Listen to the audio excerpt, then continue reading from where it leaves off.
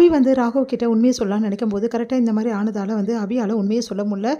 என்ன நடந்து இப்படி நடந்து போச்சு, இப்போ இவர் இவ்வளோ டென்ஷனாக இருக்காரு, இப்போ எப்படி நான் எல்லா விஷயத்தையும் சொல்ல முடியும், சரி ஓகே நாளைக்கு எப்படியாவது சொல்லிடணும் அப்படின்னு சொல்லிட்டு அபி முடிவெடுக்கிறாங்க.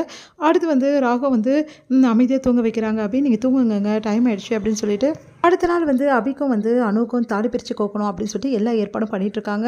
அப்போ வந்து இந்த ஃபங்க்ஷன் நடக்கவே கூடாது, எப்படியாவது தடுத்து நிறுத்தணும் அப்படின்னு சொல்லிட்டு யோசிக்கிறாரு முரளி.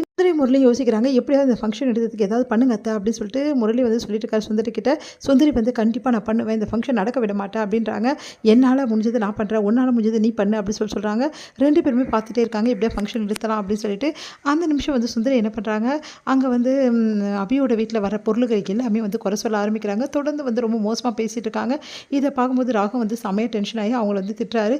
இந்த மாதிரிலாம் பண்ணாதீங்க, எல்லாருமே வந்து மனுஷங்க தான், எல்லாருக்குமே வந்து அவங்களால முடிஞ்சதை அவங்க செய்கிறாங்க, இது தப்பு கிடையாது அப்படின்னு சொல்லிட்டு அவங்கள வந்து திட்டி விடுறாரு. அதனால சுந்தரி முறைக்கிறாங்க, இப்படி மாறிட்டானே இந்த ராகவ் அப்படின்னு சொல்லிட்டு. இதை பார்த்து அப்படி சந்தோஷம் அடைகிறாங்க. ராகவ் இப்படி வந்து அவங்க அம்மா வீட்டுக்கு சப்போர்ட்டாக பேசுதுன்னு நினச்சி. அடுத்து வந்து இங்கே எல்லாருமே ரொம்ப சந்தோஷமாக இருக்காங்க.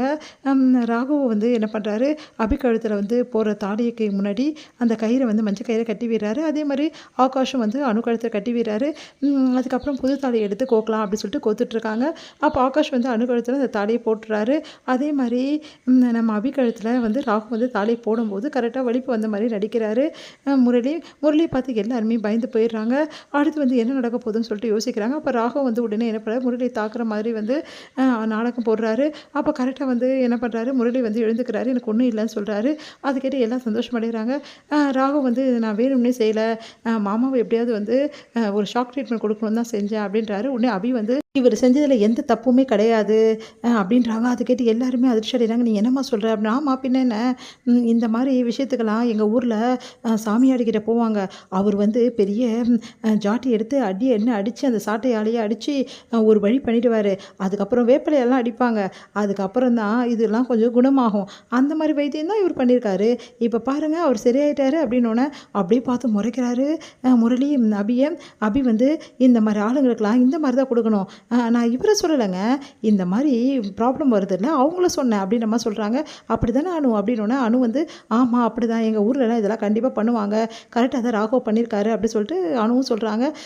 நீங்கள்லாம் வந்து சொல்லிட்டீங்க, ஆனால் வந்து நாங்களும் எவ்வளோ பயந்துட்டு தெரியுமா அப்படி சொல்லிட்டு எல்லோரும் சொல்கிறாங்க. சரி எப்படியோ முடிஞ்சு போச்சு, ஒன்றும் ப்ராப்ளம் இல்லை, எல்லோரும் சரியாயிட்டீங்க, இப்போ வந்து ஆக வேண்டிய வேலையை பார்க்கலாம்னு சொல்லிட்டு பாட்டி சொன்னோன்னே சரின்னு சொல்லிட்டு ராகவ் வந்து போகிறாரு. அடுத்து வந்து அபி கழுத்தில் வந்து ராகவ் வந்து தாலி சட்டை போட்டு விடுறாரு. அபி வந்து அவ்வளோ சந்தோஷப்படுறாங்க. அடுத்து குங்குமம் வச்சு விடுறாரு. அபி வந்து தன்னையே மறந்து போகிறாங்க. அப்படியே ராகவே பார்க்குறாங்க. அபி வந்து ராகவும் 2 பேரும் ஒருத்தர் அப்படியே வந்து தன்னை அறியாமல் பார்த்துக்கிறாங்க. இதையெல்லாம் பார்க்குற வந்து முரளிக்கு தாங்கவே முடியல. அப்படியே பார்த்து டென்ஷன் ஆகிறாரு. இப்படி நடந்துச்சு அப்படி சொல்லிட்டு டென்ஷன் ஆகிறாரு. சரி ஓகே எல்லோரும் ஆசீர்வாதம் வாங்க சொல்லிட்டு ஆசீர்வாதம் வாங்க சொல்கிறாங்க. அப்போ முரளியும் அவங்க அக்காவும் வந்து ஆசீர்வாதம் பண்ணணும் அப்படின்னு சொல்லிட்டு அக்கா மாமா ஆசீர்வாதம் பண்ணணும்னு சொல்லிட்டு வாங்குறதுக்காக ராகவ போக சொல்கிறாங்க. ராகவ் வந்து போகிறாரு. அபி அப்படியே பார்த்து எரிச்சலாகி போகிறாங்க. இதை பார்த்துட்டு வந்து எப்படியாவது தப்பிக்கணுமே இதுலேருந்து சொல்லிட்டு முரளி வந்து ஃபோன் வர மாதிரி வந்து நடிச்சுட்டு வெளியே ஓடி போயிடுறாரு. சரிக்கா நீ பண்ணுக்கா அப்படின்னு சொல்கிறாங்க. அஞ்சலி ஆசீர்வாதம் பண்ணுறாங்க. எல்லாருமே ஆசீர்வாதம் பண்ணுறாங்க. எல்லோரும் சந்தோஷமாக இருக்காங்க. இதை பார்க்கும்போது சுந்தரிக்கு செம்ம காண்டாவது, இவ்வளோ பண்ணி கூட இப்படி நடந்துச்சு இந்த ஃபங்க்ஷன் அப்படின்னு சொல்லிட்டு அப்படி வந்து யோசிக்கிறாங்க.